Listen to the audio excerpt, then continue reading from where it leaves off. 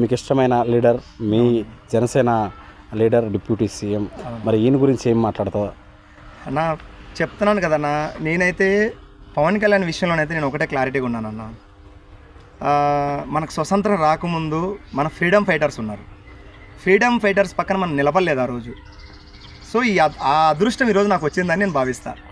So freedom fighters ఆ రోజు ఉండింటే ఏ భగత్ సింగ్, ఏ సుభాష్ చంద్రబోస్, ఏ అల్లూరి సీతారామరాజు పక్కన నేను ఒక సైనికుడిగా పక్కనుండి ఆ యుద్ధాలు చేసింటే బాగుండన్న ఫీలింగు ఇప్పుడు ఈ పవన్ కళ్యాణ్ గారు వచ్చి ఇట్లా చేస్తున్న ఈ పనులు, ఈ పోరాటాన్ని, ఆయనకున్న మంచి బ్యూటిఫుల్ లైఫ్ని వదిలేసి ఇక్కడికి వచ్చి ఈ రకంగా చేసుకుంటున్నాం వల్ల సో ఆయన అంత కష్టపడుతున్నాడు, ఆయన రాష్ట్రం కోసం కష్టపడుతున్నాడు, నేను నా ఊరి కోసం కష్టపడలేనా అన్న ఒక చిన్న థాట్ నన్ను ముందుకు తీసుకెళ్తుంటుందన్న.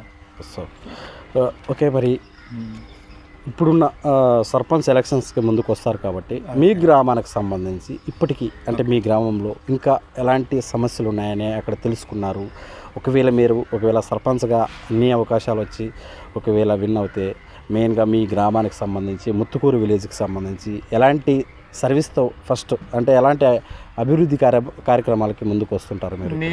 నాకున్న ఆలోచన ఏంటంటే ఫస్ట్ ఆఫ్ ఆల్ డ్రైనేజ్ ఏంటంటే ఊరు వాటర్ మొత్తం కూడా ఊరిలో ఉన్న అంటే మురికి కాలువ నీళ్లు మొత్తం కూడా వెళ్ళి ఒక ఎస్సీ గేర్లో ఆగుతున్నాయి. ఒక ఎస్సీ గేర్లో చాలా సఫర్ అవుతున్నారు.